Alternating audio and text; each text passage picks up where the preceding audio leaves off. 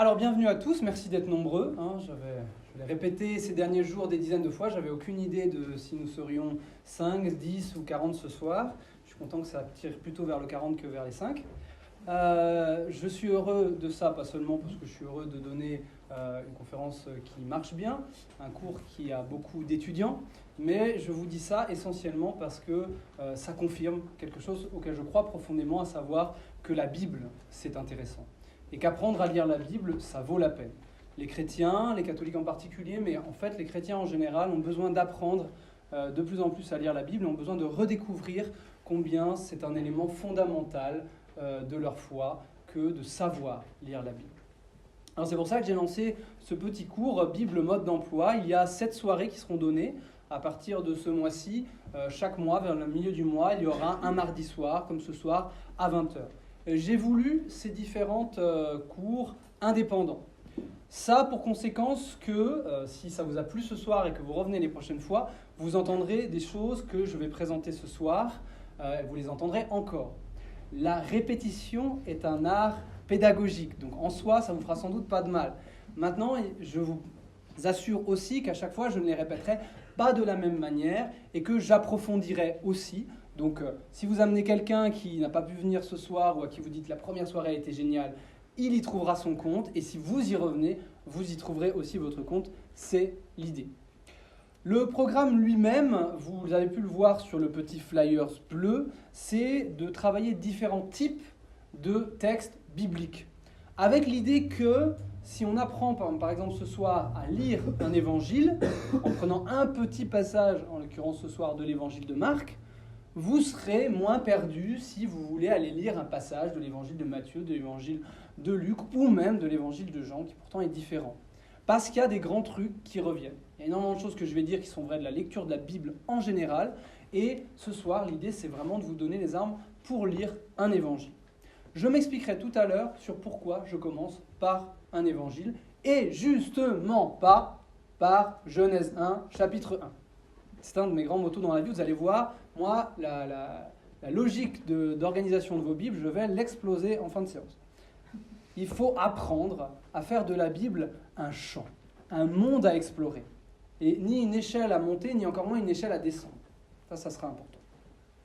Alors, si je me suis si largement inspiré de l'esthétique d'une certaine marque de meubles à fabriquer soi-même, c'est parce que je veux que tout ça ait une forte dimension didactique.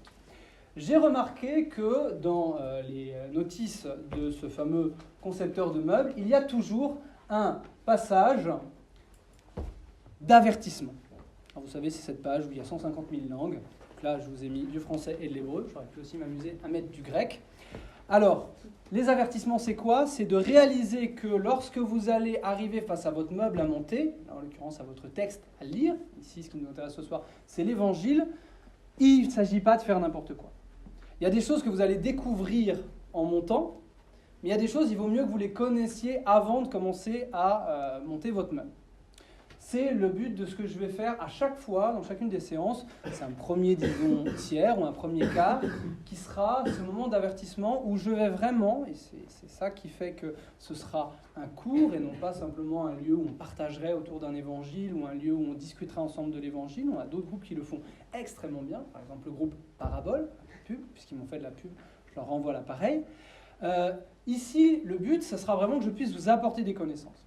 Alors autant dans les temps suivants, je vais vous apporter des connaissances d'un homme aguerri à la Bible, que vous pourrez devenir, autant dans ce premier temps, avertissement, c'est souvent plutôt quand même celui qui a fait des études à l'université, qui a fait un peu de linguistique et d'archéologie biblique, et qui peut donc vous apporter des choses que vous auriez plus de mal à découvrir par vous-même.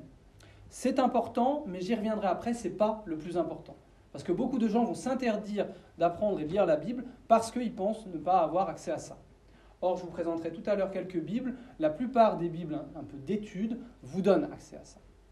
Moi, je vais à chacune des fois donner un aspect particulier, un aspect d'une réflexion, un préalable à avoir un peu en tête. Ce soir, ce que j'aimerais vous partager, ça sera plus spécialement orienté vers les évangiles. Mais ce qui est, j'ai mis en exergue là-haut, que vous retrouvez à l'intérieur de vos livrets, parce qu'ici, ce n'est pas très lisible, c'est vrai pour à chaque fois. la Bible est le résultat d'un long processus remontant à des époques anciennes, s'étalant sur plusieurs siècles, elle doit donc être lue avec précaution. Pas qu'elle risque de vous exploser à la figure, encore que, mais surtout, vous avez, comme moi, naturellement tendance à lire un livre en imaginant comment il a été écrit. Parce que quand vous lisez un livre, vous êtes toujours en confrontation avec son auteur et avec les buts pour lesquels il a écrit et le chemin, la proposition qu'il vous fait à travers l'histoire qu'il vous raconte, le poème qu'il vous chante, etc. Or, avec la Bible, il faut réaliser qu'on a beaucoup de mal, et je le dis en ayant un peu étudié la chose, à se représenter comment ce livre a été formé. On parle d'un livre qui raconte des histoires qui remontent loin et qui probablement a des traditions orales qui remontent aussi loin. Si on tient compte de ces traditions orales, on parle de plusieurs millénaires d'histoire de rédaction. Ensuite, on n'a pas un seul auteur, on n'a pas un seul genre de livre. On a même certains genres qui sont réutilisés, retravaillés à travers le temps. Tout ça, ça va avoir des conséquences. Ouais. Ce soir, on va faire quelque chose d'assez simple puisqu'on est dans le Nouveau Testament et que le Nouveau Testament, pour le coup, a une histoire de rédaction plus courte et plus proche de nous. Cependant, il va y avoir un problème massif avec, dans le Nouveau Testament, le livre essentiel ou les livres essentiels de notre foi, à savoir les évangiles. Parce que, c'est mon avertissement de ce soir, on confond systématiquement, lorsqu'on travaille sur des évangiles, deux choses qui se ressemblent et qui sont pourtant différentes. Alors la première, c'est la vérité, parce qu'on demande à ce que l'évangile ne nous mente pas, qu'il nous dise la vérité, qu'il soit vrai, que ce qu'il raconte de Jésus-Christ soit vraiment ce qui s'est passé. Et l'autre, ça c'est mon terme à moi, c'est ce que j'appelle la factualité. C'est-à-dire ce qu'on entend parfois quand on dit « mais est-ce que c'est vraiment ça qui s'est passé ?» Est-ce que c'est les faits bruts ? Vous voyez, la factualité, c'est l'idée que quelqu'un aurait raconté les événements tels qu'ils se sont passés sans rien interpréter. Mais imaginez 2 secondes ce que ça veut dire, ça. Ça veut dire que si on vous demande de témoigner après un accident, par exemple, de voiture, vous avez été témoin de cet accident de voiture, vous l'avez vu se produire, et on vous demande, pour des questions de police, d'assurance, etc., de dire ce que vous avez vu. Si vous faites un témoignage factuel, vous devriez normalement et logiquement décrire de la même façon la voiture et le choc qu'il a eu avec une personne que le chat qui passait dans la rue à ce moment-là, la beauté du pot de fleurs à l'autre côté de la rue et la grand-mère qui offrait une glace à son petit-fils. Ça, c'est factuel. Tout ça s'est passé pareil. À partir du moment où vous commencez à mettre de l'emphase, à décrire plus précisément une certaine partie de la réalité, vous êtes déjà en train d'orienter cette réalité. Vous êtes déjà en train de donner des éléments de sens. Vous êtes déjà en train d'interpréter. Vous dites le chat à la grand-mère, on s'en fiche. L'histoire qu'on me demande de raconter, c'est l'accident. Voire même, si vous n'êtes pas uniquement dans un portrait d'une situation à un instant T, il y a une succession d'événements, vous allez probablement en donner peu à peu des brides de cause à effet. Donc vous êtes en train d'interpréter. Ah, le piéton n'a pas regardé, c'est pour ça qu'il s'est fait renverser. Quelqu'un qui voit ça a peut-être une autre interprétation de vous. Vous êtes déjà en train de donner une interprétation au moment même où vous croyez décrire simplement ce qui s'est passé. Donc vous voyez, la factualité au sens strict, elle est assez difficile en fait à obtenir. Et je dirais plus loin, elle est difficile, elle n'est pas facile à obtenir, mais ni vraiment souhaitable. Parce qu'en fait, à chaque fois qu'on raconte une histoire, on ne veut pas juste remplacer ce qu'un magnétophone et une caméra auraient pu faire en étant là, peut-être dans le mauvais angle, peut-être mal réglé. On veut que vous nous donniez un sens. On ne veut pas que vous nous donniez juste des événements bruts. On veut que vous commenciez déjà à nous donner le sens qu'ils peuvent avoir, une tentative d'interprétation des événements. Je vais vous donner la lecture de ce qu'auraient pu donner les évangiles si c'était un récit factuel. Oui, la Bible contient un récit factuel de la vie de Jésus. Je vais vous le lire. Ce qui est arrivé à Jésus de Nazareth, cet homme qui était un prophète puissant par ses actes et ses paroles devant Dieu et devant tout le peuple. Les grands prêtres et nos chefs l'ont livré, ils l'ont fait condamner à mort, ils l'ont crucifié. Nous espérions que c'était lui qui allait délivrer Israël. Mais avec cela, voici déjà le 3e jour qui passe depuis que cela est arrivé. À vrai dire, des femmes de notre groupe nous ont remplis de stupeur quand, dès l'aurore, elles sont allées au tombeau. Elles n'ont pas trouvé son corps. Elles sont venues nous dire qu'elles avaient même eu une vision des anges qui disaient qu'il est vivant. Quelques-uns de nos compagnons sont allés au tombeau et ils ont trouvé les choses comme les femmes l'avaient dites, mais lui, ils ne l'ont pas vu. Enfin, ça, c'est un récit factuel. Vous voyez ? Les personnes vous disent, voilà, il y avait un prophète grand, il y a plein de gens qui ont cru en lui, il est mort, et 3 jours plus tard, le tombeau était vide, et certains ont dit qu'ils ont vu des anges disant qu'il est vivant. Ça, c'est factuel. Donc, du coup, la question maintenant, c'est est-ce que vous pouvez donner votre vie pour un récit pareil ? Du coup, la question, c'est quand vous voulez rencontrer Jésus et mieux connaître Jésus, est-ce que vous voulez un récit de ce genre-là ? Non. Vous voulez un récit des gens qui ont vraiment vécu auprès de lui, à qui ça a transformé la vie, qui l'ont peut-être même vu ressusciter. Vous voulez quelque chose qui interprète. Et vous direz, un peu frustré à la fin de ce récit, mais est-ce que ça s'est vraiment passé comme ça ? Vous voyez que la factualité ne vous suffit pas. La vérité, c'est quelque chose de plus que la factualité. La vérité, c'est un esprit humain qui essaye, face à la réalité, de donner du sens. Par exemple, un exemple typique que je donne souvent pour faire la différence entre factualité et vérité. Si je raconte l'histoire de ma vocation, je sais très bien, parce que des années durant après, je sais très bien que le fait que je sois entré chez les Dominicains en Suisse n'avait aucune raison. Ça s'est fait comme ça. Et pendant assez longtemps, j'argumentais aux gens qui me demandaient « Mais pourquoi, toi qui es français, t'es pas plutôt devenu dominicain en France ?» Je disais « C'est comme ça. Il n'y a pas de raison logique, mais tout n'est pas logique ici-bas, etc. » Depuis quelques années, en y réfléchissant, j'ai réalisé que, en fait, j'avais vécu en France dans des villes où il y a des dominicains jeunes et dynamiques, français, de la province de France, je ne les ai jamais rencontrés. Donc maintenant, si vous me demandez de vous raconter ma vocation, généralement, je vais vous dire « Ah, oui, j'aurais eu l'occasion de rencontrer les dominicains français, mais je ne les ai pas rencontrés, donc c'est que Dieu, dans sa providence, n'a pas voulu que j'entre dans la province de France et m'a fait rentrer dans la province de Suisse. » Et je suis en train de donner une interprétation. Mais quelque part, ce que les gens me demandent, c'est justement « Mais pourquoi tu es devenu dominicain en Suisse ?» Et du coup, là, je dirais la vraie raison, c'est que moi-même, quelques années plus tard, je n'étais pas capable de donner. Pensez que si les apôtres nous avaient donné ce qu'ils voyaient en temps et en heure de la vie de Jésus, ça serait très médiocre. Jésus n'arrête pas dans les évangiles de leur dire « Mais vous ne comprenez pas, vous êtes à côté de la plaque, vous ne vous préoccupez pas de ce qui est vraiment important. » L'évangile nous dit tout le temps, ils ne comprennent pas. Jésus leur parle du fait qu'il va se relever le 3e jour. Et ils sont là, mais il va se relever de quoi ? Il va se relever d'où ? Ils ne comprennent rien. Donc sans doute que sur le coup, ils ont oublié, parce que quand vous ne comprenez pas un truc, vous ne vous souvenez pas après. C'est seulement après, le jour où ils ont compris pourquoi c'était si important, ce qu'il a dit 3 fois, qu'il allait se relever d'entre les morts, qu'ils ont compris ce que ça voulait dire, ils ont compris combien c'était important, et c'est ça qu'ils vont nous raconter. Alors que s'ils nous avaient raconté, si on les avait pris quelques jours avant l'entrée à Jérusalem et qu'on nous avait dit « Racontez-nous un peu le ministère de Jésus », ils auraient raconté sans doute plein de trucs qui, eux, leur avaient semblé vachement importants parce qu'ils voyaient en Jésus un messie politique, et ils auraient laissé de tomber à peu près tout ce qui parlait de la résurrection et tout ce qui venait accomplir les Écritures. Vous voyez ce que je veux dire ? Vérité et factualité.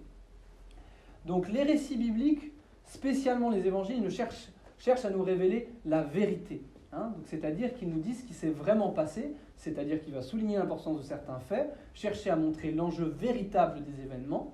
Donc ils cherchent à nous dire la vérité des événements, qu'ils nous racontent, et pas leur factualité, et heureusement pour nous.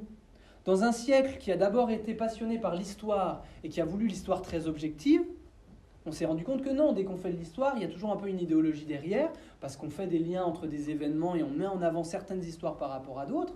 Alors du coup, on s'est encore replié sur les sciences expérimentales, entre guillemets, en disant là, ça va être pleinement objectif.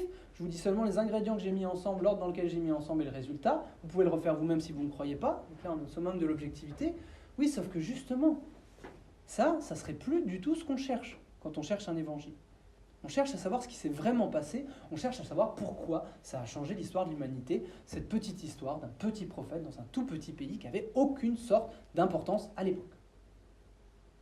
La preuve dans notre Bible, et là on passe vers quelque chose que vous pourriez expérimenter vous-même, la preuve dans notre Bible que ce n'est pas une factualité, mais plutôt une vérité, donc un témoignage qui a forcément une dimension subjective, la preuve, eh bien, c'est que nous n'avons pas un évangile.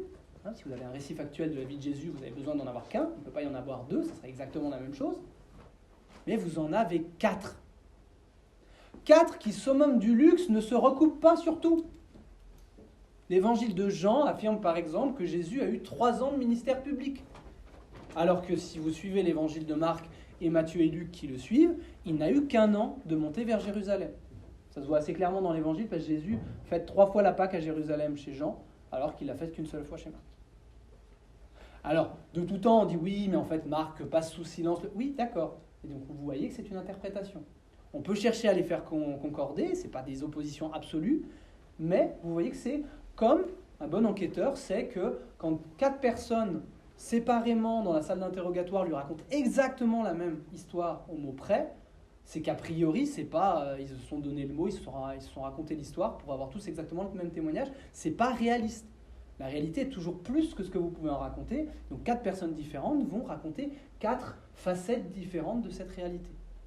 Donc là, typiquement, vous voyez, la Bible en gardant, et c'est pas seulement dans le Nouveau Testament, toute la Bible garde partout des doublons. Il y a 2 histoires de la création, il y a un Deutéronome qui raconte ce que Moïse a raconté, il y a 2 séries de livres pour nous raconter l'histoire des rois, les livres des rois d'un côté, les livres des chroniques. La Bible se paye le luxe tout le temps de la répétition. Pourquoi ? Mais parce que justement, elle veut nous raconter quelque chose de vrai, quelque chose de trop grand pour être dit par une seule histoire, et que 4 histoires ne peuvent même pas encore épuiser. Elles ne font que, comme les 4 points cardinaux, indiquer vers quelque chose de plus vaste. Une réalité, une rencontre, une personne. Voilà, c'est la fin de mon avertissement. Passons aux choses sérieuses. Mais avant ça, j'ai promis de vous parler un peu des Bibles, alors je vous parle un peu des Bibles. Plusieurs m'ont dit « Ah, bah c'est bien qu'on fasse un cours de Bible, mais vous avez dit venez sans prérequis, mais venez quand même avec une Bible. » Moi, j'ai la Bible à la maison, je l'ai perdue, ou elle est trop cassée, etc. J'aimerais m'en reprocurer une. Qu'est-ce qu'il y a comme bonne Bible que vous pouvez nous recommander ? La réponse, c'est ça dépend de ce que vous voulez en faire. Si vous êtes ici, c'est qu'a priori, vous cherchez des Bibles qui vous aident à faire de l'étude biblique, qui vous aident à lire la Bible et à mieux comprendre la Bible. Dans ce cas-là, vous avez besoin de Bibles d'étude. C'est typiquement la Bible de la Tob ou la Bible de Jérusalem. C'est 2 éditions de Bible avec une traduction propre, une histoire propre pour chacun des 2. Je vais vous le présenter rapidement. Mais l'intérêt, c'est que si on ouvre une page, vous voyez en bas, en gris, il y a des notes. Et donc, cette Bible, si vous tombez sur un passage assez obscur, vous avez de fortes chances qu'il y ait une petite note en bas vous donnant des éléments de réponse. C'est pas aussi bien que d'avoir le frère Pierre dans sa poche, c'est clair, mais ça aide déjà. On n'est pas désemparé face à quelque chose de tout à fait monolithique, sans corde de rappel. La grande différence entre les deux, la Bible de Jérusalem et la Tob, c'est traduction œcuménique de la Bible. Ça dit déjà la grande différence. La Tob, c'est un projet qui a réuni plusieurs églises de confessions différentes, avec comme but de faire une traduction où on soit tous d'accord. C'est en soi déjà un miracle. Ça a été d'abord beaucoup des protestants et des catholiques, maintenant c'est des protestants, des catholiques et même des orthodoxes. C'est vraiment un travail précieux. Alors, du coup, ils ont fait le bon choix, c'est-à-dire de ne pas prendre le plus petit dénominateur commun, c'est-à-dire de prendre les livres sur lesquels tout le monde est d'accord, parce que vous savez que les protestants, il leur manque, entre guillemets, quelques livres qui sont dans la Bible catholique. Là, ils font plutôt le choix inverse de dire on va prendre tous les livres qu'une dénomination chrétienne, même la plus étrange, la plus perdue, par exemple les Éthiopiens, ils ont des livres en plus, on va les mettre quand même dans notre top. Comme ça, vous avez des livres en plus par rapport à la Bible catholique. Mal. L'avantage, c'est que la traduction est plus accessible. Souvent, un peu la critique, c'est que du coup, c'est un peu une traduction de consensus. Sur des aspects, certains endroits, on aimerait bien qu'ils traduisent plus littéralement le texte, plutôt que de chercher à faire des circonvolutions pour plaire à tout le monde.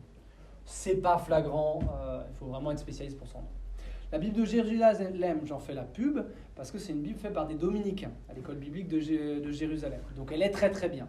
Et pourtant, c'est pas celle que je vous recommande. Pourquoi ? Mais parce que les dominicains n'ont pas fait de réédition. Vous voyez, la Tob a été une réédition récente, et ça c'est très bien, et les dominicains pas. Donc par exemple, il y a des introductions aux livres bibliques, il y en a, il ne faut vraiment pas les lire. Et il y a même des traductions qui sont horribles. Par exemple, n'allez jamais lire le livre de l'Apocalypse. Il faut lire le livre de l'Apocalypse, mais jamais dans la Bible de Jérusalem. La traduction est mauvaise, l'introduction est stupide. Voilà.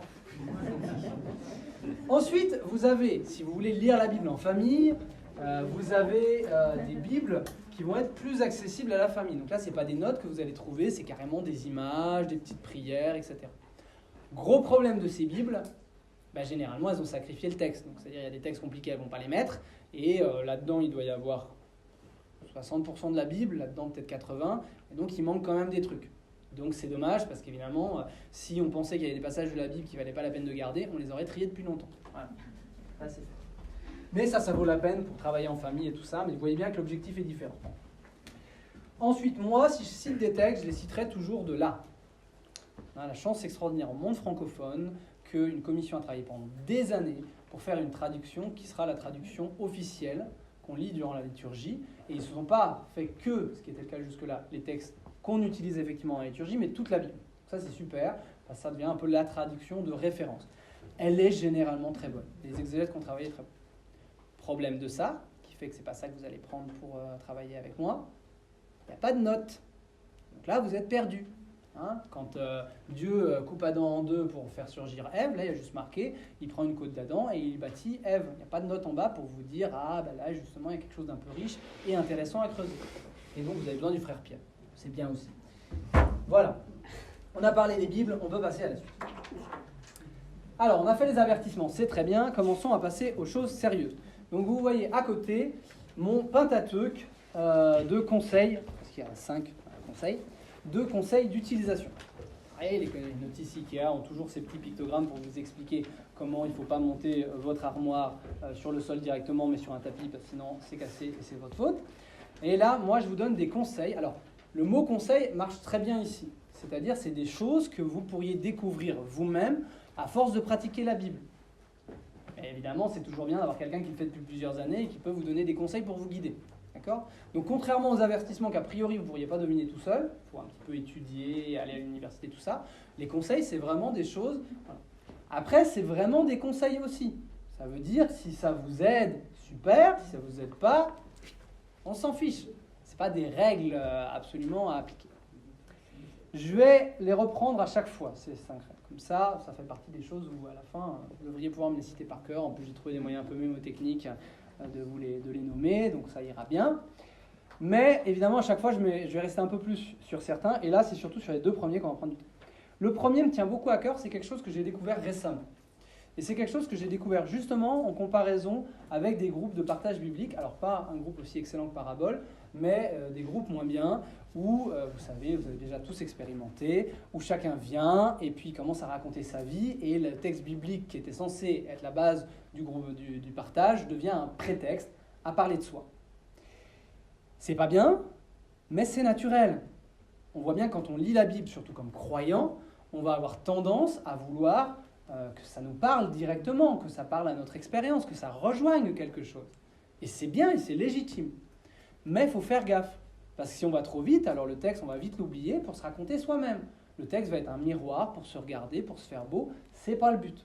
Le but du texte, c'est justement d'être autre, de ne pas être un miroir, mais un visage, un vis-à-vis qui va pouvoir transformer votre vie. Et alors, une des techniques, et qui à mon avis marche très bien, et en fait, c'était vraiment pas inventer l'eau chaude, c'est simplement de se rappeler qu'on est chrétien. Là, vous voyez pas ce que je veux dire. Eh bien, se rappeler qu'on est chrétien quand on lit la Bible, c'est de se dire qu'on lit d'abord la Bible pour rencontrer Jésus-Christ.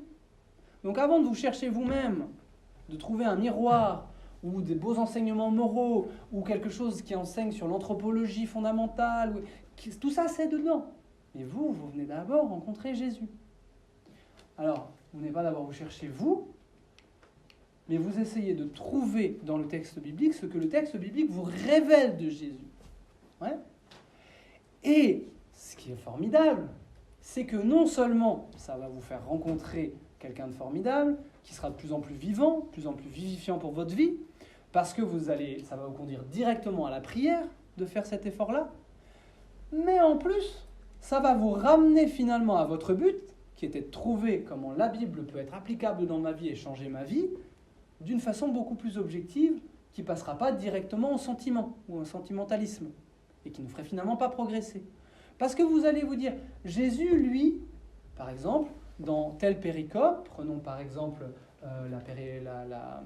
péricope c'est un terme technique, j'avais dit que j'en utilisais pas, dans tel passage, c'est exactement la même chose, par exemple le passage où Jésus parle avec la Samaritaine dans l'évangile de Jean, c'est impressionnant comment Jésus arrive à conjuguer d'une manière complètement naturelle que nous on n'arrive généralement pas à avoir, quelque chose de très exigeant, hein, va appeler ton mari, ah bah j'en ai pas, bah oui t'en as eu 7, et quelque chose de très miséricordieux.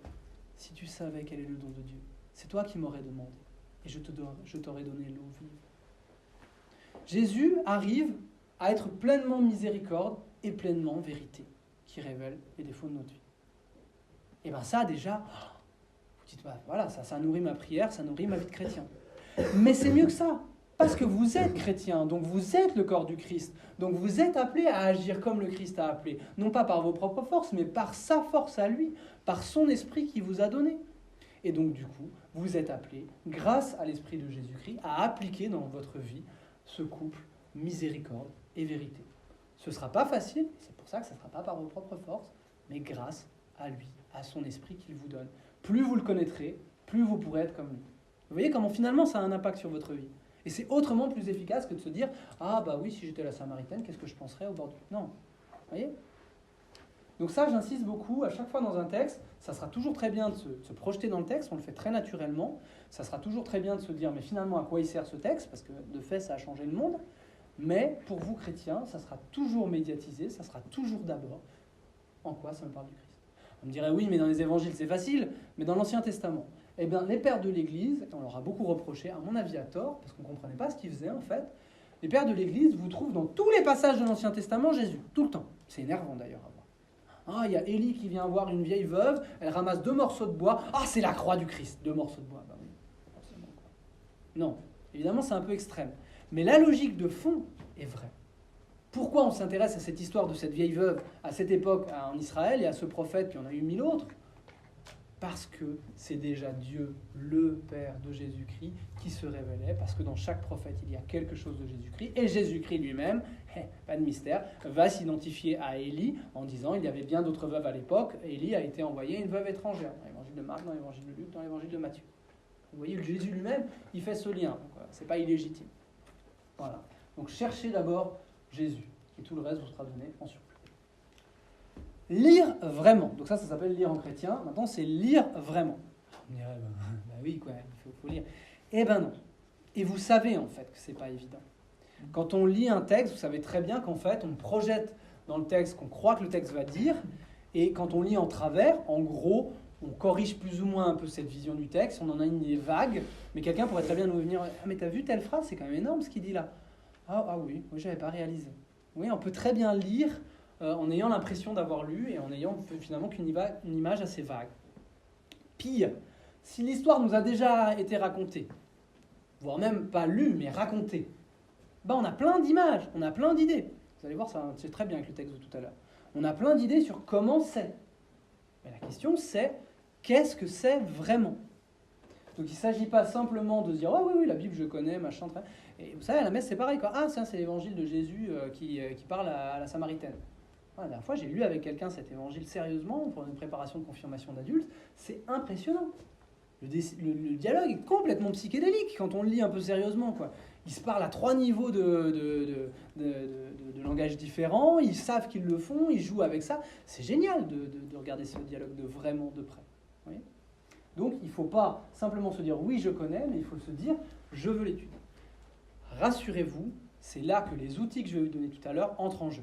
Les outils que je vous donne tout à l'heure, c'est des points d'accroche, c'est des tournevis, c'est des couteaux pour venir attaquer le texte, remuer le texte, travailler le texte.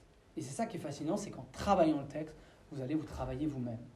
Vous allez vous cogner à ce que le texte est difficile, et du coup, vous allez pouvoir en retirer quelque chose, changer de vision sur le Christ, sur le monde, sur vous-même. Lire vraiment. Lire et réfléchir. C'est presque une conséquence du lire vraiment. Mais là, c'est pareil, mais c'est plutôt, là, si je le dis, c'est par rapport à notre lecture croyante. Moi, j'ai même trouvé des gens qui vous enseignent la Lectio Divina, donc une lecture priante de la Bible, et qui vous disent qu'il ne faut pas que ça devienne une étude comme à l'université. Ils ont sans doute eu des mauvais cours à l'université, de professeurs horriblement, je ne sais pas quoi. Moi, je pense que c'est faux. C'est sans doute mon côté dominicain, vous me direz, un côté étude, enseignement, tout ça. Mais je pense que les textes parlent à notre intelligence. Donc, il faut utiliser notre intelligence. Alors voilà, vous dites, bah oui, évidemment. Non, c'est pas évident. Pensez, combien de fois vous lisez le texte, vous tombez sur un truc difficile, et vous dites, bon, là, je laisse tomber, de toute façon, l'important, c'est pas ça, c'est que le texte me parle et me fasse prier. Mais justement, c'est le moment où il est difficile, où il te pose des questions, qu'il voulait te faire travailler. Et c'est peut-être en ayant travaillé là-dessus que tu arriveras dans un tout nouveau espace du royaume, et que tu tomberas à genoux, et que tu pourras prier vraiment. Moi, j'avais mon professeur de Bible à Fribourg, qui était lui-même juif converti, élevé comme un juif. Il me disait, dans les écoles rabbiniques, quand on arrive sur un endroit du texte compliqué, on arrive sur un endroit du texte qu'on ne comprend pas, on se dit, ah voilà, les choses sérieuses comment c'est ça qu'il nous faut. Ils posent des questions tout le temps, ils sont énervants. Mais pourquoi tu dis ça? Ils posent des questions au texte. Mais est-ce que c'est logique de faire ça? Ah non, c'est pas logique finalement. Ah, pourquoi je lis ça comme si c'était logique? Vous voyez? Donc vraiment, posez des questions au texte. Pas vous dire, ah ben non, mais ça va, si je comprends pas, c'est pas grave, il y a beaucoup d'autres choses que je comprends et ça me suffit déjà pour me faire ma petite religion. Non! Le but de la Bible, c'est justement que vous alliez toujours plus loin, que vous compreniez toujours mieux. Et je pense vraiment que cœur et intelligence sont liés, et c'est là où vous aurez des bouts de lumière dans votre intelligence que vous pourrez donner un grand souffle d'air à votre cœur aussi. C'est l'expérience que j'ai faite. J'ai dit que je passais plus vite, donc je ne m'appesantis pas non plus trop. Lire encore, ça sera quelque chose que vous verrez encore mieux dans les prochaines fois, si vous revenez, même que je vous encourage à revenir un petit peu. C'est qu'une fois que vous aurez lu un texte, et bien tout de suite, vous verrez qu'il y a d'autres textes à lire. Hein? Donc vous vous dites, ah bah c'est bon, j'ai fini l'évangile de Marc. Ah oui, sauf que dans l'évangile de Marc, il parlait tout le temps de David, il parlait tout le temps d'Abraham, il parlait tout le temps des prophètes. Il y a pas mal de livres à lire en fait. Et ça, c'est bien. Il y a un côté, surtout les catholiques, où on lit la Bible parce qu'il faut faire ça. Puis après, on pourra passer aux choses sérieuses, la messe, le catéchisme, tout ça. Non! La Bible, c'est un monde. Les spécialistes ont passé leur vie dessus. Les croyants ont passé leur vie dessus, les pères de l'Église ont passé leur vie dessus, et au soir de leur mort, ils découvraient encore des choses, ils avaient encore des questions. Tant mieux! Quand vous aurez lu la Bible une fois, vous serez bon pour recommencer. Je sais, c'est ce que je fais. Vous voyez? Le livre d'Apocalypse, qui est ma spécialité, je l'ai travaillé, je l'ai relu, et encore récemment, je le lis et je trouve des trucs que je n'avais pas vus avant. Vous avez évolué, vous avez lu d'autres choses, vous avez vécu d'autres expériences. Ça va enrichir votre façon de voir, ça va affiner votre regard. Donc lire et lire encore. Et puis le dernier, bon, il n'y a pas besoin de s'apposition longtemps, c'est ne restez pas tout seul. Un chrétien seul est un chrétien en danger. Un lecteur de la Bible seul est un lecteur de la Bible en danger. Vous êtes ici ce soir, donc a priori vous avez déjà compris ce conseil, puisque vous êtes venus au moins écouter un cours. Et puis là, tout à l'heure, je vais vous donner l'occasion même d'en parler un peu entre vous. Voilà, donc ça c'est mon Pentateuque, des conseils d'utilisation biblique, mes 5 conseils. Lire en chrétien, lire vraiment, c'est ce sur qui je veux qu'on insiste aujourd'hui, lire et réfléchir, lire encore, lire ensemble.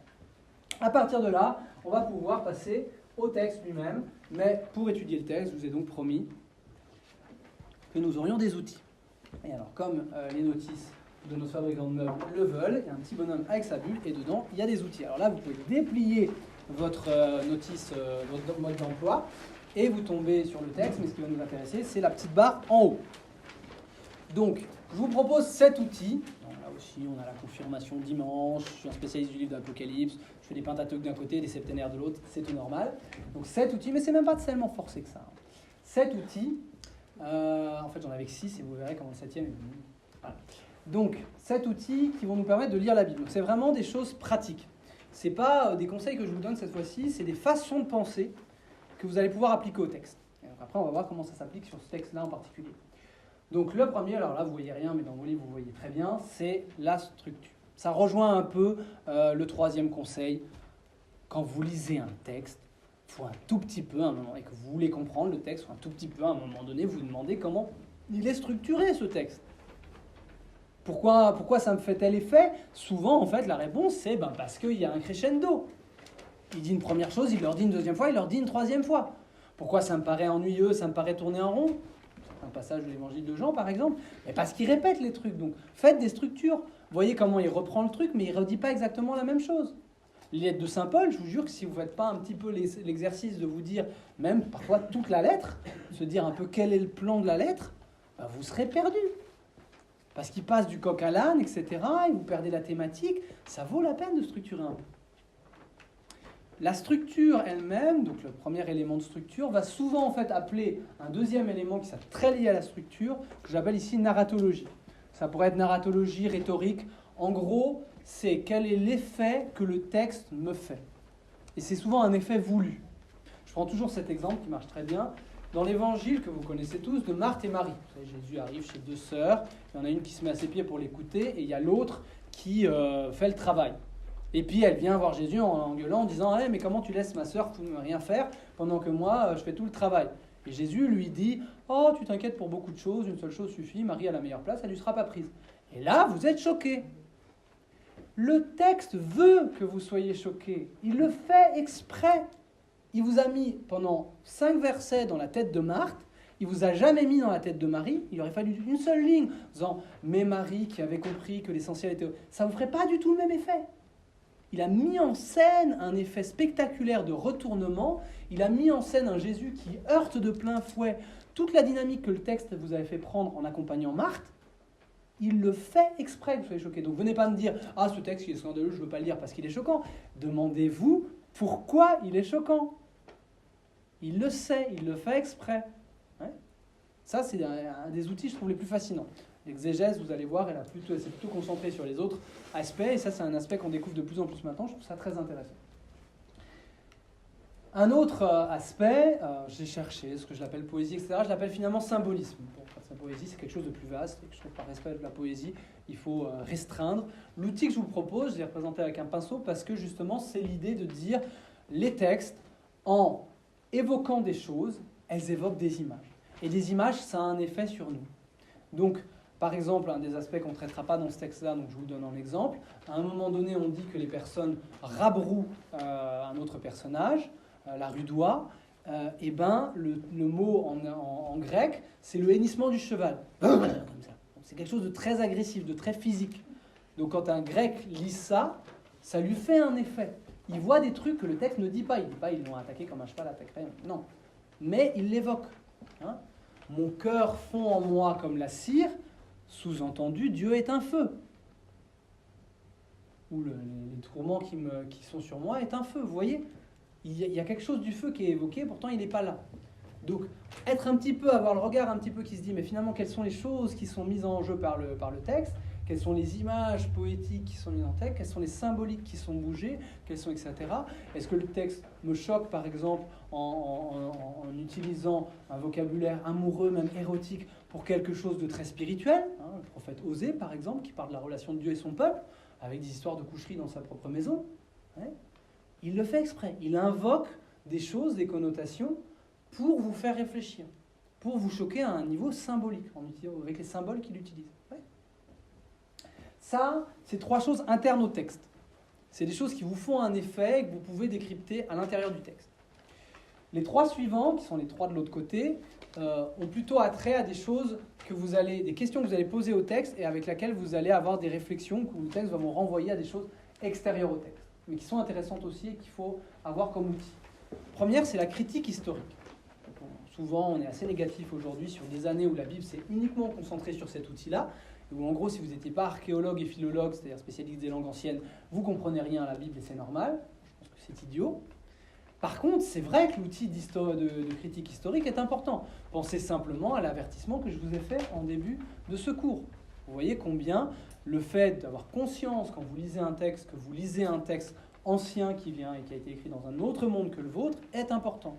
Et en fait, pensez, en général, dans les évangiles, on fait référence à plein de gestes et plein de façons d'être dont on ne comprend pas vraiment la portée et la signification. Dans le groupe Parabole, par exemple, la semaine dernière, l'évangile du dimanche dit qu'une pauvre veuve met 2 piécettes au temple. Nous, spontanément, on se dit, elle donne de l'argent aux pauvres, comme quand on donne de l'argent dans la quête. Et on n'en a aucune idée. Qu'est-ce que ça voulait dire de mettre de l'argent au temple ? Est-ce qu'elle est en train de financer la reconstruction du temple, qui était de fait en reconstruction à cette époque ? Est-ce qu'effectivement, il y a dans le temple un tronc pour les pauvres, et dans ce cas-là, les prêtres du temple s'occupent à redistribuer aux pauvres ? Est-ce que c'est pour faire vivre les prêtres qui n'ont pas d'autres ressources que celle-là, etc. On n'en sait rien. Donc là, typiquement, vous êtes content d'avoir une Bible d'études qui a une note de bas de page bien faite et qui vous donne des éléments.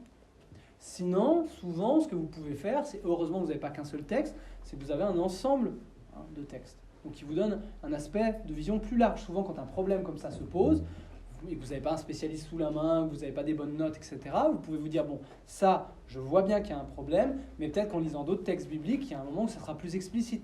Il y a plein de passages dans les évangiles, par exemple, certains évangiles plus que d'autres d'ailleurs, où on vous explique certaines manières de faire des juifs, par exemple, qui se purifient les mains avant les repas, ou etc., etc. Hein ? Donc typiquement, là, c'est le genre de truc où vous pourrez faire preuve du deuxième outil extérieur au texte, c'est ce que j'appelle l'intertextualité. C'est-à-dire que les textes sont toujours reliés à d'autres textes. Donc là, en l'occurrence, ce qui va nous intéresser, c'est l'intertextualité dans la Bible. Donc, à chaque fois que vous lisez un texte de la Bible, vous aurez intérêt à aller piocher dans un autre texte, à voir un peu ce qui se passe, à faire des liens. Souvent, le texte lui-même le fait déjà. Déjà, dans l'Ancien Testament, on évoque des textes plus anciens, et dans le Nouveau Testament, on parle tout le temps de l'Ancien Testament. Vous avez des intertextualités assez naturelles. On pourrait parler d'intertextualité, quoi qu'on pourrait parler de structure aussi, quand c'est une intertextualité à l'intérieur d'un même livre.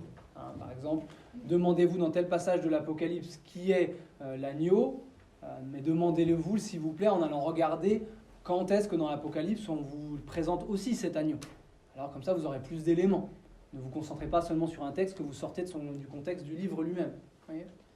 Donc le livre lui-même, la Bible autour, voire même des choses plus vastes. Alors là, ça reviendra un peu à la critique historique. Troisième outil extérieur au texte, c'est la théologie. De même qu'il ne faut pas avoir peur de penser avec un texte biblique, de même qu'il ne faut pas s'interdire de faire de la théologie avec un texte biblique. Des générations de chrétiens ont travaillé ces textes avant vous, ont dit que certaines interprétations des textes étaient fausses, que certaines étaient bonnes. Donc si vous voyez la Trinité dans certains textes, c'est pas faux parce que la Trinité n'est pas exprimée telle qu'elle dans un livre du Nouveau Testament. On l'a exprimée comme ça parce qu'on a étudié le Nouveau Testament. Donc ça vous fait des ressources, ça vous fait des garde-fous, etc. Donc la théologie, le credo, les pères de l'Église, le frère Pierre, tout ça, quoi. Les homélies, j'entends pas l'aspect court. Ça peut vous aider à lire la Bible. Quand on fait des liens théologiques, ça éclaire des textes qui sont faits, là encore, pour ça. Enfin, et parce que vous voyez, tous ces instruments sont insuffisants à lire un texte biblique, le plus important que j'ai mis au milieu, c'est l'Esprit Saint. Et ça, vous ferez, j'espère que vous l'avez déjà fait, en tout cas sinon vous le ferez de plus en plus souvent en lisant la Bible, l'expérience qu'à un moment donné, vous étiez comme ça devant le texte, et que paf, il y a quelque chose qui vous tombe sous les yeux, qui vous tombe dans le cœur, qui vous fait enflammer l'intelligence et le cœur, et vous vous dites, ça c'est formidable. J'ai lu 5 fois ce texte, j'avais jamais vu ça, ça change tout. Tout d'un coup, un lien que vous n'auriez jamais vu, etc. Vous n'êtes pas seul quand vous lisez la Bible. Dieu lui-même veut vous aider à entrer dans sa parole. Voilà les 7 outils que je vous propose. À partir de ces 7 outils, je vous propose maintenant d'avoir un petit temps d'une dizaine de minutes où on va pouvoir se tourner vers son voisin, vers sa voisine, et réfléchir un peu ensemble au texte que je vous propose. Le texte que je vous propose, le voici, c'est chapitre 14, Marc MC, l'abréviation qu'on prend pour Marc, chapitre 14, et les petits trucs 1, 2, 3, c'est pas des étapes, hein, c'est des versets. Vous voyez, 11 versets, c'est pas tout le chapitre 14, mais c'est le début du chapitre 14. Chapitre 14, c'est 2 chapitres avant la fin, plutôt vers la fin. Ok ? Donc voilà ce que je vous propose. Je vous le dis déjà, c'est l'histoire d'une femme qui fait une onction d'huile à Jésus et qui s'appelle... Et non, vous verrez dans le texte, il n'y a pas son nom. Et pourtant, vous avez très envie de dire, c'est Marie-Madeleine qui fait une onction à Jésus. Eh ben non. Typiquement, c'est là que ça va devenir intéressant. On reparlera de ça, mais par exemple, là, c'est typiquement une application de la deuxième règle. Et non, vous ne savez pas. Maintenant, je vous propose de prendre un moment. Vous voyez que dans les marges, j'ai mis des pictogrammes, donc n'hésitez pas à vous en aider. Vous dire, tiens, Pierre a mis là le pictogramme structure, pourquoi, est-ce que c'est intéressant, etc. Alors, allez-y, commencez à discuter entre vous, de vous dire, tiens, tel passage... Vous pouvez lire d'abord, évidemment.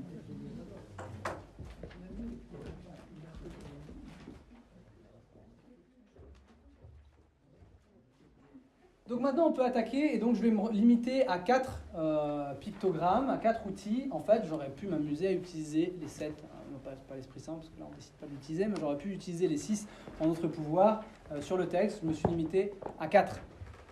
Alors, le premier, c'est donc, je vous dis souvent, l'outil de structure. Ici, il se passe un truc génial. Sans doute, vous avez été plusieurs à le remarquer. Ça a un nom tout à fait amusant, ça s'appelle un sandwich martien. Ce n'est pas des petits hommes verts qui mangent de la salade, hein, ou du sandwich au thon. Non, c'est le fait que l'évangile de Marc, dans son évangile, Marc s'amuse tout le temps à commencer une histoire, à s'arrêter à vous raconter autre chose, puis à finir l'histoire qu'il a commencée plus tard. Vous voyez ici, les grands prêtres cherchent à faire mourir Jésus, mais ils se disent « Ah, mais on peut pas, on va pas le prendre en plein milieu de la foule, comment on va faire ?» Et à la fin, et Judas vient livrer Jésus, et les grands prêtres sont tout contents, ils ont enfin trouvé la solution à leur problème. Donc l'histoire qu'on a commencée sur les 2 premiers versets, elle se finit sur les 2 derniers. Alors évidemment, j'aurais pu vous couper le texte en enlevant ça, mais c'est vachement intéressant de voir ça. Alors, ça va forcément changer toute la vision qu'on va avoir du texte à l'intérieur. On est dans un arc tragique de Jésus qui va être livré. On sait très bien, nous, qu'il est mort sur la croix, parce qu'on sait qu'il est ressuscité, c'est pour ça qu'on lit cette histoire. Donc on sait très bien que les grands prêtres, ils vont trouver un moyen de le tuer. Donc au moment où on nous lance ça, on est en tension vers ça. Puis tout d'un coup, on nous raconte autre chose. Et ça va avoir un pouvoir. Ça va colorer tout ce qu'on nous racontera entre les deux. Marc, il fait ça au moins 5 ou 6 fois, vraiment aussi franchement que ça dans son évangile, et on pourrait sans doute voir d'autres cas où Marc fait ça. Marc, c'est un évangile comme ça qui ne paye pas de mine, parce qu'il est plus court que les autres, il fait moins de citations dans l'Ancien Testament et tout, mais il a une certaine puissance comme ça, théâtrale, il est assez fort pour certaines choses de ce genre-là. Donc voilà un premier élément. Ça vous dit aussi quelque chose de structure plus globale ou d'intertextualité, à savoir que si vous regardez votre évangile, on est à l'aube de l'entrée à Jérusalem et donc de la Semaine Sainte. Ça, c'est le porche d'entrée de la Passion, selon saint Marc. Donc, l'ensemble de la tension dramatique que créent les 2 versets de début et les 2 versets de fin, c'est effectivement quelque chose qui est cohérent avec la place de cet ensemble dans l'ensemble de l'évangile de Marc. Ouais. Ensuite, qu'est-ce qui se passe ici ? Typiquement ici, quand vous lisez ça, vous vous dites « ouais, bizarre comme débat quand même. Déjà, qu'est-ce qu'elle vient lui mettre du parfum sur la tête ? Puis pourquoi tout de suite, eux, ils se disent qu'ils auraient pu donner aux pauvres, quoi. Un peu curieux.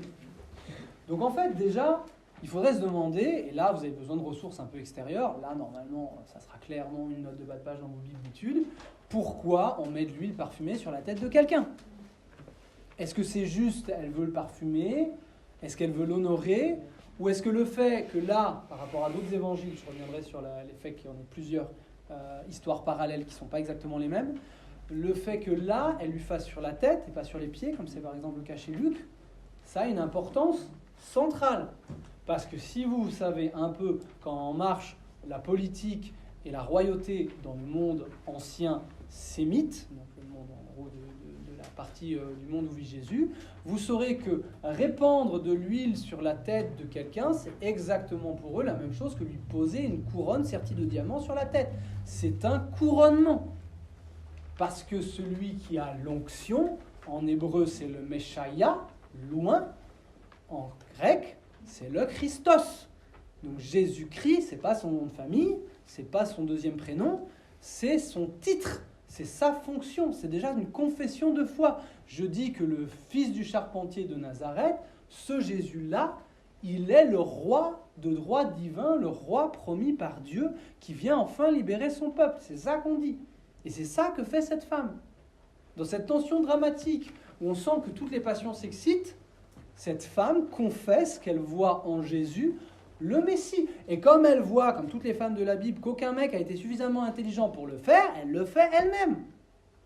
Ouais. C'est juste énorme. Mais là, évidemment, si vous n'avez pas le frère Pierre pour vous expliquer, vous êtes un peu perdu. En fait, là, vous avez une note de bas de page de vous. Bon. Élément archéologique. De même, la question de savoir s'il ne faut pas plutôt le donner aux pauvres. Si vous creusez un peu, là c'est des trucs que vous pourriez découvrir justement en travaillant plusieurs textes bibliques. De même que Christos, vous auriez pu le découvrir en lisant les livres de Samuel, etc. Les histoires où par exemple le prophète Samuel vient oindre le roi Saül ou le roi David. Exactement de la même façon. Là, ce qui nous intéresse, c'est le débat sur qu'est-ce qui est une bonne œuvre. Et de fait, dans le judaïsme, il y avait un débat sur qu'est-ce qui est la bonne œuvre. Parce que vous savez de même qu'il y a un débat, on en voit ça dans le Nouveau Testament, dans les évangiles plusieurs fois, sur quelle est la loi la plus importante, quelle est l'observance la plus importante. Ben, on se demande quelle est la bonne œuvre la plus importante. Et donc, par exemple, est-ce que l'aumône est plus importante que d'honorer Dieu ou d'honorer quelqu'un d'important ? Ça sera un peu finalement le même débat que chez Marthe et Marie. Est-ce qu'il vaut mieux être au pied du Christ pour l'écouter ou est-ce qu'il vaut mieux être à la cuisine pour le servir ? Et c'est le débat qu'on retrouve jusqu'à aujourd'hui. Est-ce qu'il faut d'abord servir les pauvres ou d'abord aller à la messe ? La réponse, c'est les deux.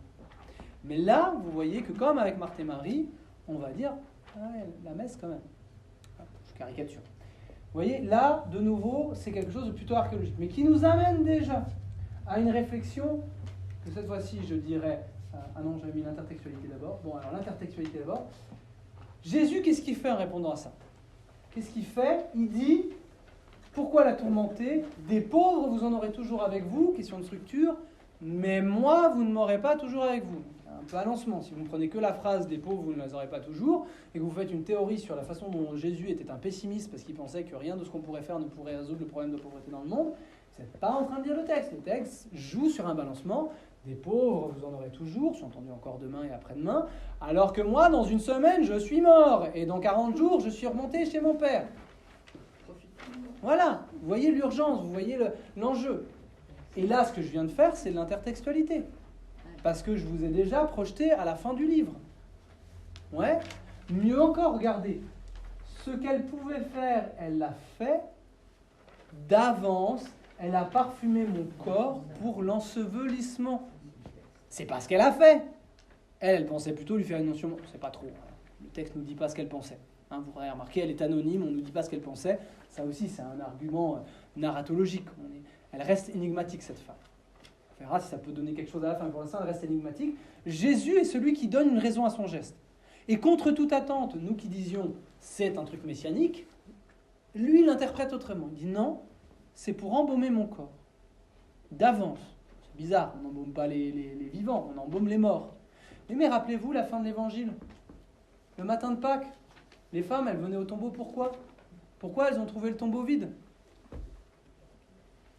Parce qu'elles venaient parfumer le corps de Jésus. Or, il n'était pas là, puisqu'il était ressuscité. Donc, en parfumant d'avance son corps, en interprétant que la femme parfume d'avance son corps, il est déjà en train d'annoncer sa résurrection. Je ne serai pas dans le tombeau assez longtemps pour que vous me parfumiez. C'est énorme ce qu'il est en train de faire, Jésus. Il transforme tout ce qui est en train de se passer. Donc eux qui étaient dans un trip de oui, mais les pauvres, machin, mais est-ce qu'il vaut mieux honorer un rabbi particulièrement célèbre, ou est-ce qu'il vaut mieux donner de l'argent aux pauvres ? Lui est en train de transformer tout ça en disant attendez, il se passe un truc complètement historique, là maintenant, dans 6 jours vous m'avez plus, mais 3 jours après ma mort, on ne pourra pas me parfumer parce que je serai déjà ressuscité. Ah bien, c'est pas évident comme ça. Mais pour nous qui lisons et qui pouvons faire de l'intertextualité, et pour nous qui faisons la fin, Marc qui nous raconte ça, il sait qu'on sait, et il sait qu'il joue avec. La preuve, la phrase suivante. J'espère que vous avez tous trouvé cette phrase absolument énorme.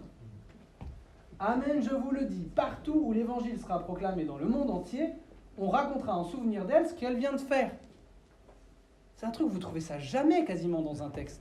L'histoire est en train de sortir de l'histoire. Ça, c'est narratologique. C'est comme si le narrateur, là, tout d'un coup, les personnages, c'est comme au théâtre. C'est un personnage qui tout d'un coup se tourne et parle au public. Alors qu'il n'est pas censé savoir qu'il y a du public. Vous voyez ? Ben là, tout d'un coup, Jésus dit, d'ailleurs, je vous dis, vous qui lirez l'évangile dans 2000 ans, vous ferez mémoire de ce qu'elle a fait, parce que c'est vachement important. Alors non seulement c'est un aspect, celui qui lit ça, il se dit, mais attends, mais pourquoi tout d'un coup, c'est complètement secondaire ce petit événement ? Que tu me dis ça au matin de Pâques, la résurrection, que maintenant partout où sera annoncé l'évangile, on dira que je vous ai dit la paix soit avec vous. Ça, je comprends. Mais que tu me parles tout d'un coup de ce truc-là, je comprends pas. Donc Jésus est en train de nous dire, ça, c'est un concentré de l'évangile. Avant même qu'il ait lieu. Parce que là, c'est possible. Ouais. Et vous voyez comment ces outils, je vois de se dire, tiens, c'est marrant, là le texte fait un truc bizarre, il nous parle à nous, ou il est en train de nous faire une prophétie qui va automatiquement se réaliser quand on va lire le texte, donc l'auteur joue avec nous, visiblement, vous avez un peu le regard qui s'aiguise et que vous vous dites, tiens, ça c'est bizarre, et ça vous fait réfléchir. Et vous voyez comment en réfléchissant, je suis déjà pratiquement en train de faire de la théologie, naturellement. Parce que le texte est en train d'essayer de me proposer d'entrer dans quelque chose qui s'appelle la foi et l'intelligence de la foi. Alors ça, c'est déjà de la théologie. Vous voyez, là, on n'a que 4 éléments. Mais déjà, vous voyez comment le texte devient puissant. Jésus, si je voulais résumer, Jésus, par sa personne, par le mystère de sa mort et sa résurrection, avant même qu'elle n'ait lieu, est capable de transformer un acte, par sa seule parole, un acte que tout le monde considérait comme négatif, comme un acte prophétique annonçant sa résurrection. Et cette pauvre femme anonyme, qui est rabrouée par tout le monde, devient l'égérie immortelle, dans le souvenir, de la résurrection du Christ. Peut-être auprès de Dieu aussi, quand même. Le jeu, finalement, de ceux qui la rabrouent par rapport à cette femme anonyme, on nous dispose 2 camps. Un camp qui a compris dans quel instant on était, Jésus, cette femme. La femme n'a peut-être pas complètement compris, mais Jésus l'assimile au camp de ceux qui ont compris, face au camp de ceux qui n'ont pas compris ce qui se passe. Or, rappelez-vous la structure, on nous a présenté le camp de ceux qui n'ont pas compris ce qui se passe. C'est les grands frères, c'est Judas. Donc il y a une structure qui se met en place et qui nous dit, maintenant on est au paroxysme, on commence la passion, il va y avoir besoin de choisir. Soit vous entrez avec Jésus dans un truc complètement fou, qui ne s'est pas encore produit, donc vous ne savez pas trop où vous allez, soit vous restez bien tranquillement avec ceux qui font ce qu'on a toujours fait, c'est-à-dire couper les têtes qui dépassent. Ouais. Donc quelque chose de cet ordre-là. C'est un porche d'entrée assez sympathique pour la passion. C'est aussi maintenant que vous comprenez pourquoi j'ai pris ce texte-là pour commencer. Il y a 3 raisons à ça. D'abord, parce que ce texte-là se présente lui-même comme un évangile. C'est intéressant. Et il l'est. Vous avez vu comment, d'une certaine manière, il est un résumé de tout l'évangile, jouant sur le fait qu'on sait déjà. Mais tout l'évangile joue là-dessus. Jésus n'arrête pas de le dire, il ne fait que renvoyer le lecteur face au fait qu'il ne serait pas là si Jésus n'était pas mort et ressuscité.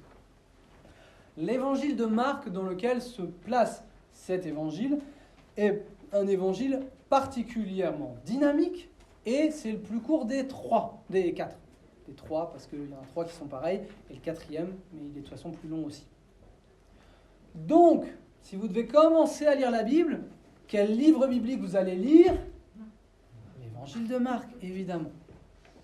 Ceci d'autant plus que la théorie actuelle, là je sors aussi un peu de ce que vous pourriez découvrir dans le texte, encore que c'est des théories faites à partir des éléments du texte. La théorie actuelle, en constatant que Matthieu et Luc reprennent 95% de ce qui est dans Marc, disent, est-ce que finalement Marc ne serait pas le modèle que Matthieu et Luc auraient utilisé ? Ce qui fait de Marc le plus ancien des évangiles, parce que Jean, si vous le lisez, c'est clair, suppose déjà que vous savez énormément de choses. Par exemple, Jean vous fait toute une catéchèse sur manger ma chair et boire mon sang, et au moment du dernier repas, il ne raconte pas que Jésus prend le pain et le vin pour en faire son corps et son sang.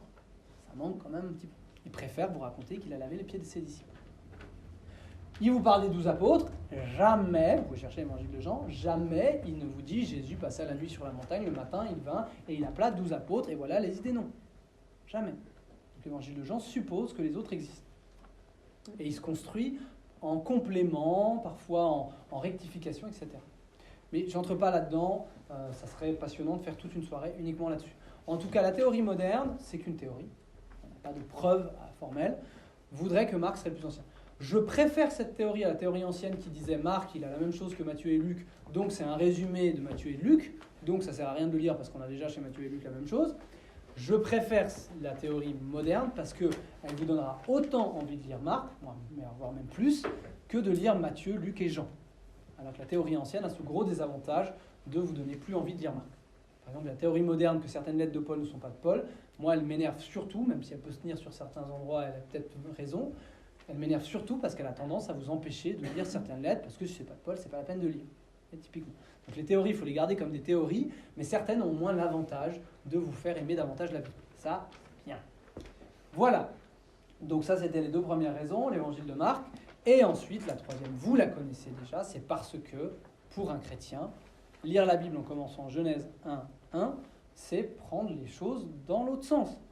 Vous êtes chrétien parce que le Christ vous a touché, donc vous commencez par savoir qui est le Christ. Et après, vous remontez.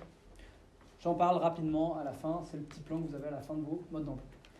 Ce que je voulais revenir là, c'est faire une relecture rapide des différentes règles. Voir comment elles ont été efficaces dans notre lecture. Bon, lire en chrétien, je crois qu'avec ce que je viens de dire, ça vous paraît assez évident. Vous voyez que ce qui nous a intéressé là, c'est qu'est-ce que fait Jésus. Et du coup, nous on voit après coup, comme chrétiens, ce que nous pouvons faire.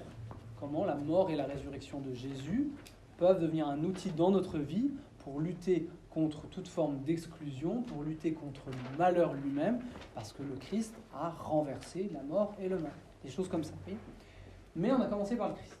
Lire vraiment, là c'est pareil. Je pense que vous avez senti que entre la première lecture que vous avez pu faire, la lecture que vous avez pu faire en discutant les uns avec les autres, la lecture que j'ai pu vous faire, vous voyez qu'en fait on n'aura jamais fini de comprendre ce texte.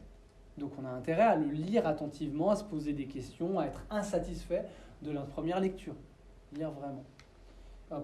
Lire et réfléchir. Là vous voyez qu'on a beaucoup réfléchi, on s'est même permis de faire un peu de théologie et ça c'est bien, ça fait du bien à votre foi, à votre intelligence, à votre vie chrétienne, à tout. Donc voilà, il ne faut pas se l'interdire. Lire encore, parce que vous voyez que là, déjà, en lisant ce passage, vous avez envie de relire tout l'évangile de Marc, parce que vous comprenez bien que c'est une clé de voûte d'un ensemble, et vous aimeriez bien avoir tout l'arc, donc vous voulez lire la Passion de Marc, et puis une fois que vous aurez lu la Passion de Marc, vous voulez lire tout l'évangile de Marc. Mais vous avez aussi vu qu'avec l'histoire de l'onction, l'histoire du primat, de l'aumône pour les pauvres, on a envie d'aller lire des passages de l'Ancien Testament pour mieux comprendre qui est ce peuple, où on fait des onctions à leur roi et où on donne de l'argent aux pauvres. Donc de là, vous voyez qu'on est tout le temps, là, il n'y a aucune citation explicite de l'Ancien Testament, et pourtant on sent qu'il y a quelque chose de l'Ancien Testament à les redécouvrir. Et si vous ne le sentez pas, allez lire le livre de David et vous relisez après l'onction à Béthanie, vous me dites s'il n'y a pas un petit peu quelque chose ensemble. Voyez ? Et lire ensemble, ben là c'est pareil, je pense que vous avez vu que ça valait la peine de venir ce soir et pas juste de recevoir par email le texte, même avec des jolis petits pictogrammes pour les lire par vous-même. Mais, encore une fois, cette règle-là ne veut pas dire que vous ne devez pas lire seul. Ça veut dire que ça doit être vivifiant de lire seul, de revenir, de relire seul, etc. Maintenant, vous allez justement rentrer chez vous et je vais vous proposer toute une façon de voir la Bible nouvellement, non pas comme un truc à suivre du 1 jusqu'au 10, mais comme un champ à explorer, avec certaines règles, avec certaines proximités. Donc ça, justement, c'est le petit plan que vous avez à la fin. Alors, c'est work in progress, hein, c'est quelque chose que j'ai élaboré, qui travaille en moi depuis longtemps. Cette mise en page-là, elle date d'avant-hier et d'hier, donc c'est assez frais encore. Je ne suis pas complètement convaincu. Vous voyez que j'ai repris un peu le tableau des éléments chimiques, au moins pour ce qui est de l'aspect visuel. Évidemment, chaque petit carré avec son abréviation représente un livre. Il y a des petits carrés plus estompés là qui représentent des parties de livres pour bien montrer que des passages intéressants et que vous pouvez aller lire seulement une partie de la Genèse, pas obligé de lire tout le livre de la Genèse. Mais vous voyez surtout qu'il y a une certaine disposition. Alors, je ne prends pas le temps ce soir de vous l'expliquer plus en détail. On aura le temps de le revoir, de le retravailler, et moi aussi j'aurai le temps de le faire évoluer. En tout cas, vous voyez que la disposition elle-même rompt volontairement avec une liste, une table des matières, où vous auriez Genèse, Exode, machin, et vous seriez obligé de lire tout l'un derrière l'autre. Là, vous vous dites, ah bah tiens, il y a un paquet là, pourquoi ils sont rangés en ligne, ceux-là, pourquoi il y a une ligne dans ce sens-là, etc. etc. Ouais. Et donc là, vous pouvez commencer à travailler.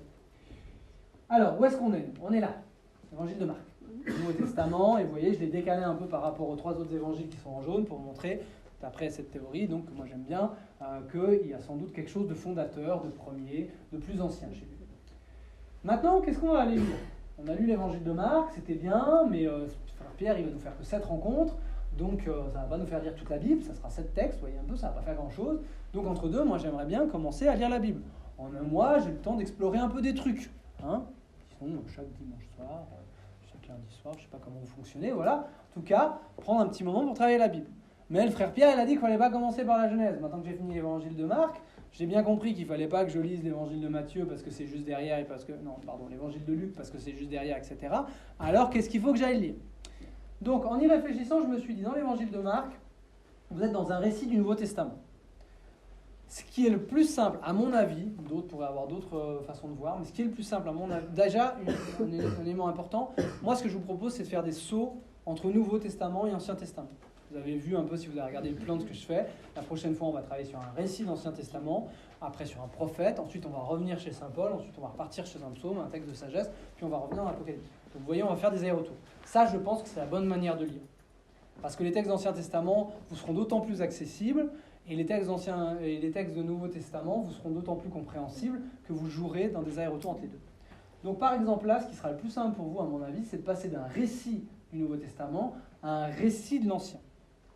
Et donc les choses qui s'imposent, alors là j'ai pas choisi, il y a de la liberté, soit vous allez lire le récit central de l'Ancien Testament, qui n'est pas Genèse 1, chapitre 1, on va comprendre, c'est l'Exode. Vous savez, il y a le peuple qui sort d'Égypte et qui monte sur la montagne et qui là reçoit sa loi. Donc il y a tout un bloc narratif, c'est le 2e livre de la Bible, l'Exode, et le 4e, le livre des Noms. Car tous les deux, ils ont des passages législatifs, je les ai mis de côté, et vous avez juste les passages narratifs. Par exemple, le livre des Noms, n'allez pas lire tout le livre des Noms, mais allez lire seulement les passages indiqués. D'ailleurs, j'ai oublié une partie parce qu'il y a le début du livre des Nombres qui n'est pas représenté sur l'image. Le Deutéronome, c'est pareil, laissez de l'autre côté. Il re-raconte l'histoire, mais plutôt sous une dynamique législative, justement. Alors après, vous dites, oh bah tiens, j'ai lu l'Exode, bah alors je vais pouvoir redescendre. Non! Il faut remonter. Ça, c'est une particularité, j'en suis persuadé. C'est quelque chose que j'ai découvert assez récemment. Je pense que l'Ancien Testament, en tout cas la partie narrative, pour la plus grande partie, se lit à l'envers. Vous avez lu que le peuple a été libéré d'Égypte. Qu'est-ce qui est le plus naturel? Allez voir ce qui se passe après? Oui. Mais surtout, en prérequis, vous avez envie de dire, mais pourquoi il était en Égypte? Les Égyptiens, pourquoi ils étaient en Égypte? Alors, vous allez aller lire l'histoire de Joseph. Là, vous apprendrez que Joseph, c'est le fils de Jacob, qui a changé de nom, qui s'appelle Israël. Mais c'est qui, Jacob? Alors, pourquoi il s'est retrouvé avec 2 femmes, par exemple? C'est une particularité. Bon, même à l'époque. Bon, alors, vous allez lire l'histoire de Jacob et de son père Isaac. Puis du coup, vous allez lire l'histoire d'Abraham. Puis du coup, ça va vous intéresser de passer à Noé et à la Genèse. Mais tout ça, vous aurez fait dans une dynamique où vous verrez que vous êtes dans une espèce comme un poisson qui remonte la cascade pour revenir à l'origine. Et quand vous arriverez dans le livre de la Genèse, vous ne vous demanderez pas, mais pourquoi on nous raconte ces histoires comme ça? Vous verrez tous les échos qu'il y a avec la suite. La Genèse vous dit, voilà ce qui s'est finalement toujours passé, donc l'origine a dû être comme ça. Et si vous le faites dans ce sens-là, vous le comprenez intuitivement. Vous n'avez pas besoin de le frère Pierre bien de vous l'expliquer. Si vous faites dans l'autre sens, vous risquez de faire des contresens. Paradoxal. De même, je pense que si vous choisissez plutôt, ce que je vous conseillerais presque, c'est ce que je vais faire moi la prochaine fois, d'aller dans des livres que vous connaissez moins, vous aurez moins le risque, comme vous aviez dans les évangiles, ou comme vous auriez dans la Genèse ou l'Exode, de dire c'est bon, ça je connais, d'aller dans l'histoire de David, parce que ça en gros vous croyez connaître, mais en gros vous allez lire 3 chapitres, vous allez vous rendre compte que vous ne connaissiez rien de cette histoire, mais rien. Test simple, qui est le premier roi d'Israël? Saül. Ouais, toi tu sais déjà, tu triches. Évidemment, vous avez envie de dire David, parce que c'est un peu le seul que vous connaissez, voire même, il y en a qui m'ont dit Salomon. Alors Salomon, c'est le fils de David. Il a du mal à être plus ancien. Et en fait, c'est Saül. Et toute l'histoire, ça dure 2 bouquins quasiment, c'est comment David va être oint roi, alors qu'il y a un autre roi qui est au pouvoir. Et du coup, David va être un brigand, une sorte de Robin des Bois, en un peu moins sympa quand même, vous allez voir, qui vit dans le désert, qui est tout le temps pourchassé par le comment il s'appelle dans Robin des Bois, là, Jean sans terre. Voilà. Tout le temps pourchassé par le roi en titre. Le roi Jean. C'est intéressant, vous voyez. Ça, eh ben, allez découvrir ces livres. Donc, c'est les 2 livres de Samuel. Qui, comme leur nom ne l'indique pas, parlent du roi David. Je parle de Samuel au début, mais parle du roi. Et là, vous vous demanderez, mais là, on est déjà installé dans la terre. Et puis Samuel, on dit que c'est le dernier juge d'Israël. Donc, qui c'est les juges? Et vous irez lire Josué et Juges, qui vous font lien avec l'Exode. L'Exode, vous irez lire la Genèse, etc. Vous remontrez. Ça, c'est ce que je vous dis. Après, vous pourrez aussi redescendre, ça c'est sûr. Moi, je pense que c'est plus naturel et ça vous intéressera plus de remonter. Enfin, si vous trouvez l'histoire sympa et que vous voulez continuer, vous allez tomber dans quelque chose d'un peu différent, qui sont les livres des rois, qui racontent comment, après le fils de David, Salomon, le pays de David va se séparer en 2 royaumes. Et va vous faire des listes de rois, etc. Ce qui est intéressant, si vous allez dans la liste des rois, c'est que c'est la période des prophètes. Donc, tous les livres prophétiques trouve contexte là-dedans. Donc n'allez pas lire un livre prophétique sans avoir lu un tout petit peu les livres des rois d'abord, sinon vous serez complètement perdu. Vous verrez Isaïe qui va voir un roi, qui lui dit tu vas mourir, etc. Et puis vous ne comprendrez rien de ce qui se passe. Pourquoi il fait ça? Qu'est-ce que c'est qu'un prophète? Alors tout ça, c'est expliqué là-dedans. Donc moi je veux bien qu'on me dise, moi j'adore le prophète Isaïe, la prophétie de l'Emmanuel, ça c'est extraordinaire, c'est le sommet de la Bible pour moi. Mais je pense que c'est plus naturel d'aller le lire après avoir lu ce genre de passage-là. C'est pour ça que je vous ai mis ça en parallèle, c'est à peu près, au moins théoriquement, les mêmes périodes. Pas de rédaction, mais ils se placent dans le même cadre historique.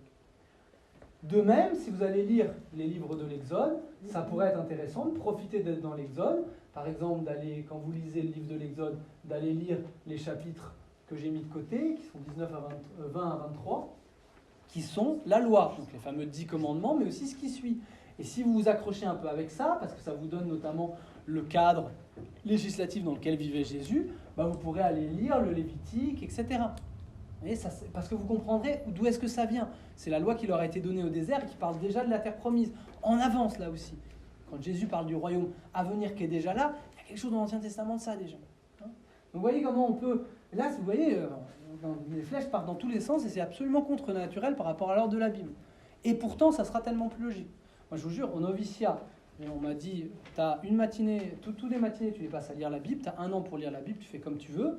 J'ai commencé, Genève 1, chapitre 1, quand je suis arrivé au prophète, j'en pouvais plus. Je me suis dit non, j'ai envie de lire les prophètes en lisant les livres historiques qui vont avec pour avoir le cadre. Et j'ai commencé à regarder les introductions. Là, pour le coup, l'introduction de la Bible de Jérusalem, dans laquelle je lisais, est bien faite sur les prophètes.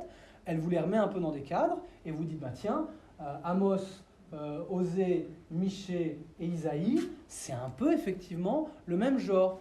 Amos, c'est probablement un des prophètes le plus anciens. Si vous voulez savoir ce que c'est qu'un prophète qui écrit ses prophéties, allez lire d'abord Amos, c'est pas Daniel. Vous voyez ? Des choses comme ça.